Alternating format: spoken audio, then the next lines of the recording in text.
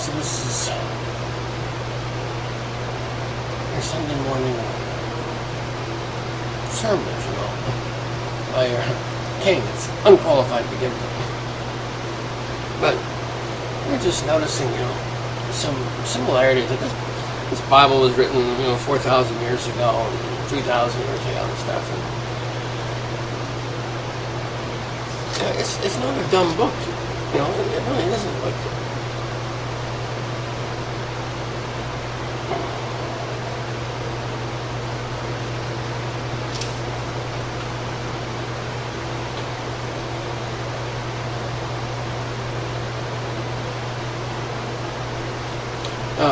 so this book, I'm not, it's not a Bible, so you don't have to send in any money. But, like, this is Sirach, so, I'm not sure whether he's allowed in the Protestant Bible. I think he's only a Catholic dude, I'm not sure, but anyway.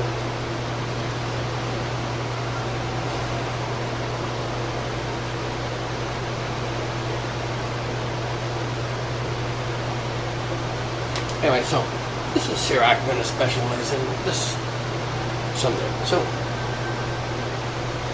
Sirach says, problems caused by money. Now, I think this is germane today. Worrying about money. So they had money 4,000 years ago. Can you imagine? The first thing man invents is money.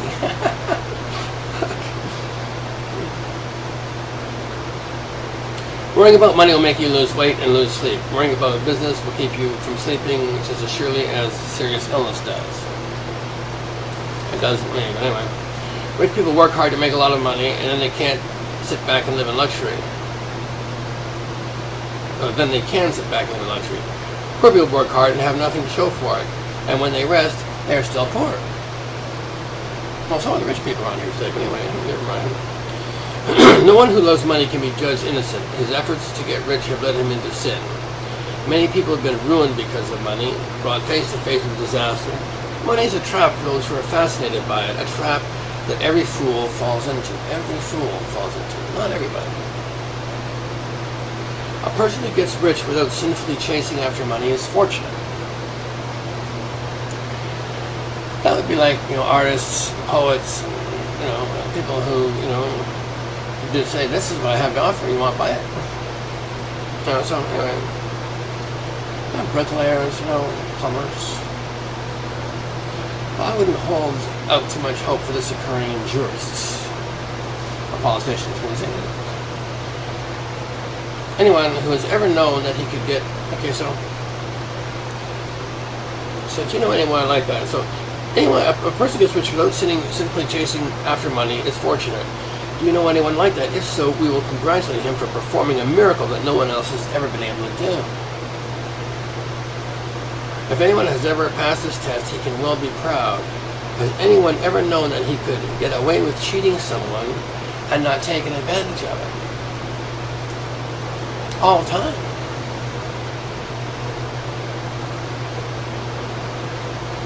All the time. I don't cheat people. I know other people who don't too. Not lots, but I know some. This book's wrong.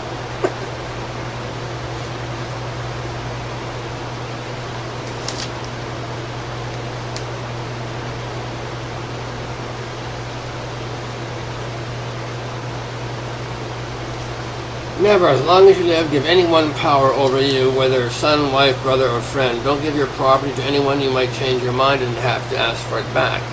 As long as you have breath in your body, don't let anyone lead your life for you. As long as you have breath in your body, don't let anyone lead your life for you. So, I shouldn't be allowing liars, people who've lied to me before, demand that I believe their lies and kill me or call me unpatriotic if I don't. Like, that's not good. That's not a good, that's not good, a go-forward protocol.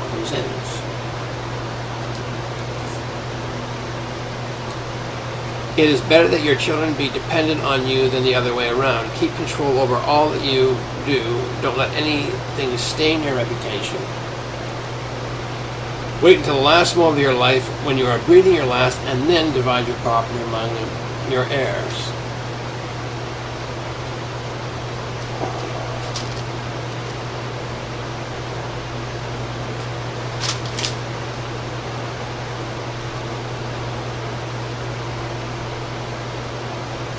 Keeping away from sin will please the Lord and make atonement for sin. But don't come to the temple without an offering. The law requires that you bring one. When someone righteous offers a sacrifice, the fat drips down the altar, pleasant smell rises to the Most High. The Lord will accept the offerings made by a righteous person and will not forget them. Praise the Lord by making generous offerings to Him. Don't be stingy with the first of your crops. Be cheerful with every gift you make, and when you pay your tithes, do it gladly. Give to the Most High as He has given to you, just as generously as you can. The Lord will always repay. The Lord always repays and do it many times over. But don't try to bribe Him or rely on offerings that you have obtained dishonestly. He will not accept them. And that's what I too. Here's a pair of stolen gloves. Here's a stolen watch. Here's a stolen diamond ring. Anyway. See, the imbalances and things are apparent to kids.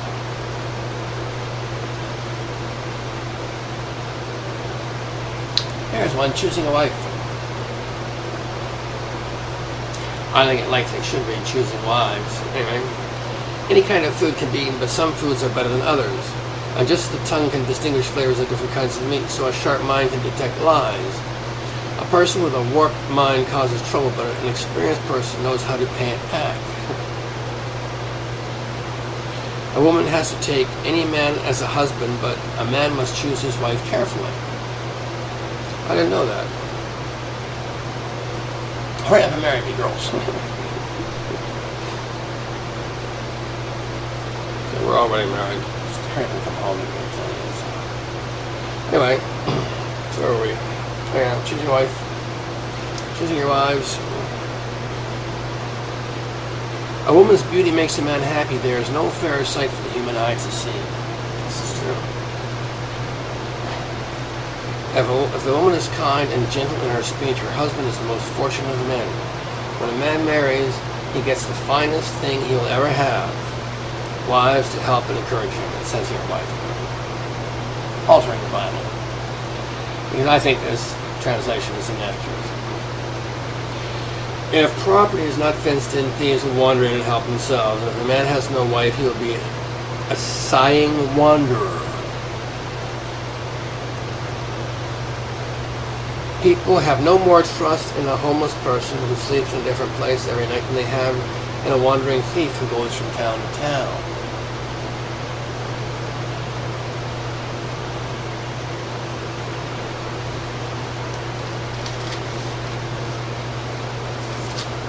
Okay, here we go. This is more of Sirach. Now, the misery of human life. Every person has been given a great deal of work to do. A heavy burden lies on all of us from the day of our birth until the day we go back to the earth, the mother of us all. We are confused and fearful, dreading the day of our death. All of us, from the king on his splendid throne, wearing royal robes and a crown. You must have forgotten that, this king.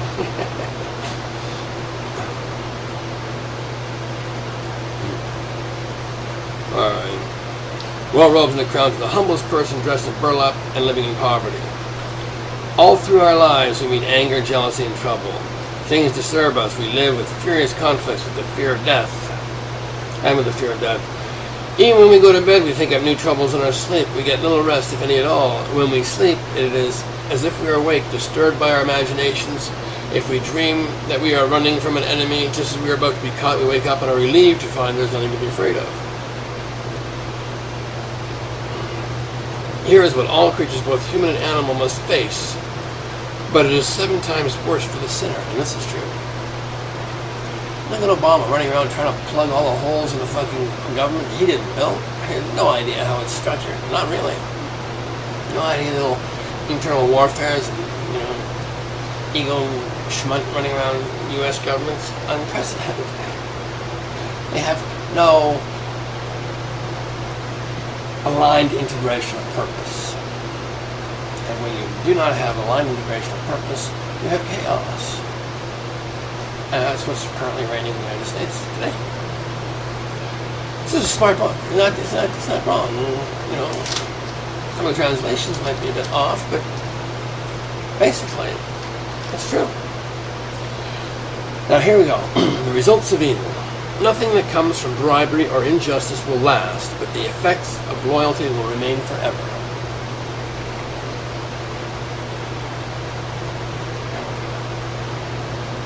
I've got two of the most loyal wives in the universe. I'd really love to kiss them.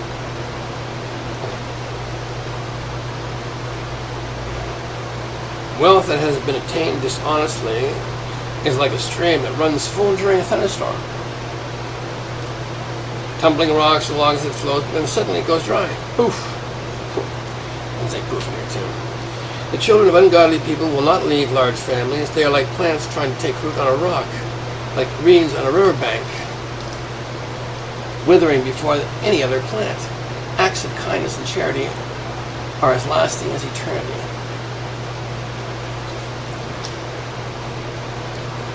We just gotta take that one on faith, I guess, because not a heck of a lot of us are all that familiar with eternity, but anyways, suffice to say, it'll be a long time. Can we conclude this? I have a sense of decency. Chirac.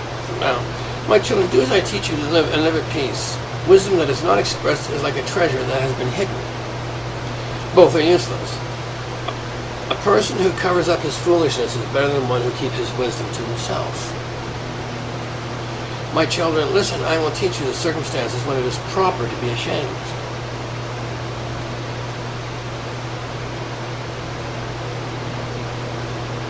Sometimes it is entirely out of place. Before your parents, be ashamed of immoral behavior. Before a ruler or an important person, be ashamed of a lie. You see, it doesn't get that today. All our rulers and important people lie themselves sick, blind, and stupid. Anyway, but it wasn't that way at one time. Understand? At one time, petty kings were embarrassed to be caught in lies. Not anymore. It's quite the fashion these days. Lies and theft in rulers is a new phenomenon, a relatively new phenomenon. It comes with fiat money. In the old days, king couldn't afford to be ignorant. It would cost them. Today, these brilliant kings, petty kings, have found a way to get paid up front for the war efforts that they prosecute on your behalf. And not only that, you pay them, you pay to have yourself arrested for complaining about it. You pay to have yourself killed for differing in opinion with the great, the illustrious Barack Obama. Or was it Osama Obama? No. Hussein Obama. Whatever the fuck his name is. The guy in the White House. Anyway. Before a judge, be ashamed of criminal behavior. Well, unless the judge is writing laws that have no business existing. This is new too.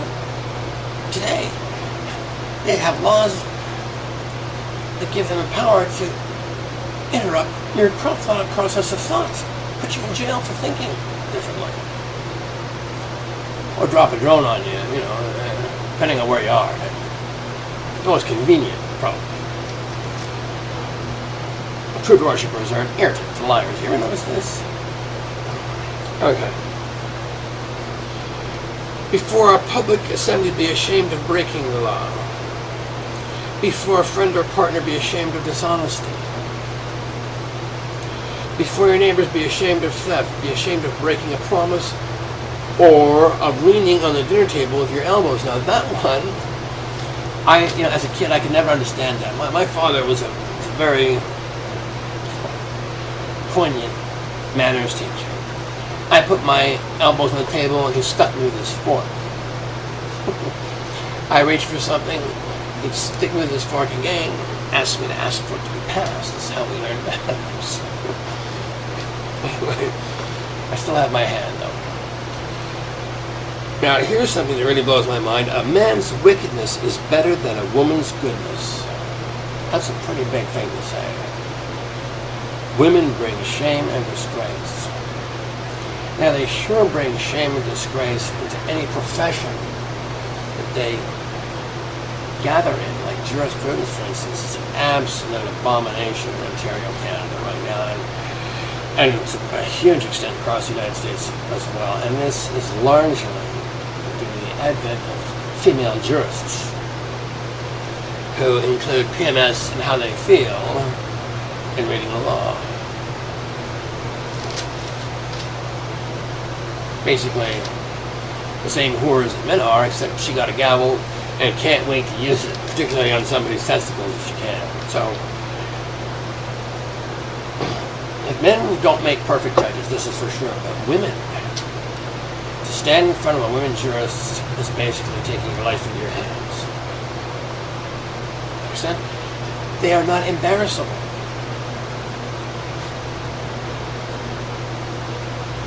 It's just not the embarrassment gene in females has nothing to do with what they do. It's how they look more embarrassing. But what they do has no grip whatsoever in the female mind.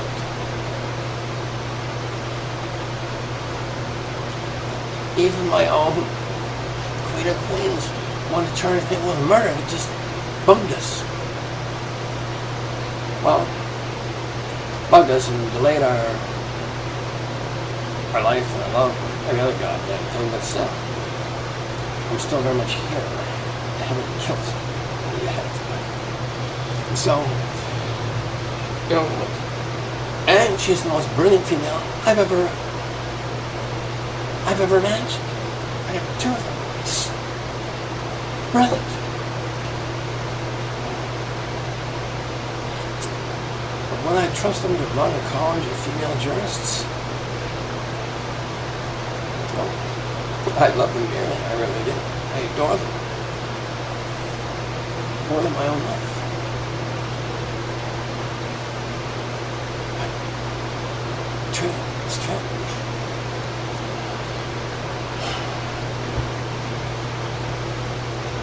So, that's about the end of Sirac for today. And I want to just... Here's a guy I'd like to find out a little more about. This Enoch, you know. Noah, Abraham, Isaac and Jacob, Moses, Aaron. All God's guys. And guys you remember. Like, who was the richest man in England in the 1700s? Who was the richest man in Spain? Who had the most political clout in the 1350s? Who gives a fuck? What's that? Anyway, Sirac ends his... I'll read the last kind of few paragraphs of this Sirac guy's offering for us. So, he goes, "A search for wisdom. When I was still young, before I started out on my travels, I boldly prayed for wisdom. I went to the temple and asked for her, and I will look for her as long as I live. From my blossoming youth to my ripe old age, she has been my delight. I have followed directly in her path ever since I was young. I received wisdom as soon as I began listening for her, and have been rewarded with great knowledge." Well, this is true. When you do this, surprise yourself. "I have always been a learner, and I'm grateful to everyone who has been my teacher. I was determined to live wisely and was devoted to the cause of goodness. I have no regrets. I fought for wisdom and was strict in my conduct. When I prayed, I said and confessed how far short of wisdom I fell. But I was determined to have her, and I found her by keeping myself free from sin." So when you have a perfect opportunity to steal some shit, and you don't, boom, you gain. It's like God's got a balance sheet, set this thing up with it. It's a metaphysical law. Anyway,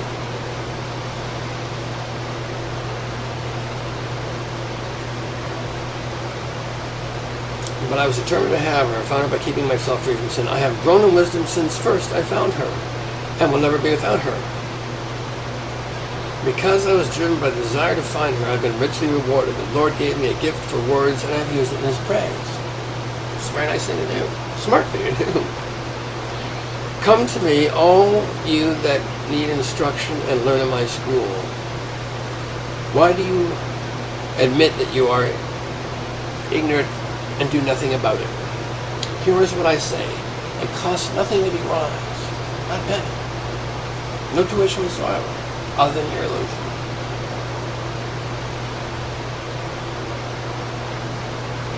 Put on the yoke and be willing to learn.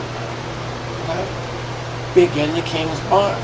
Prosecute the truth in your own goddamn life.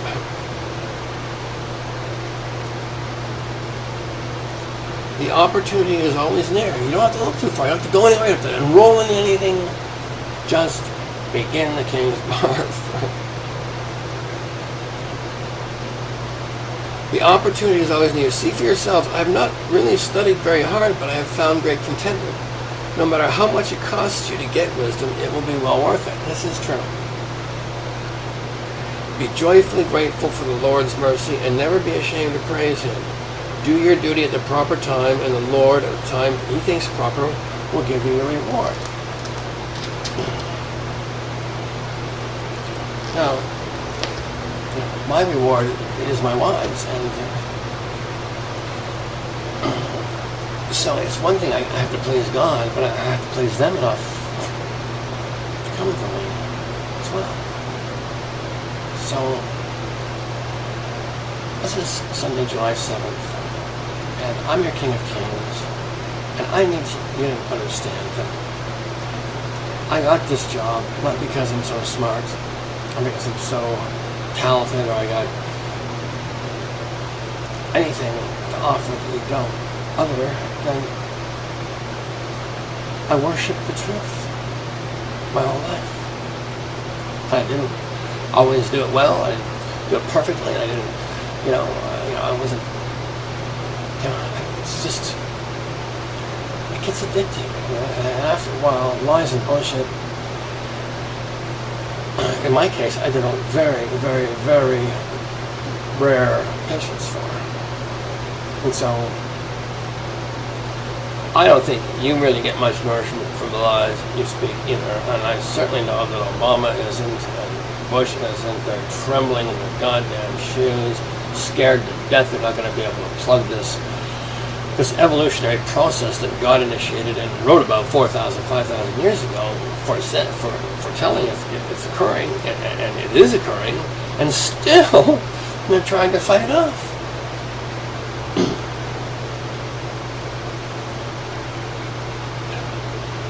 If you're a politician, if you're a banker, if you're a physician who would rather let little children die than waste your time performing an operation for free, then find yourself another fucking planet to live on. This one's taken. A message from the King of Kings and God's humble star.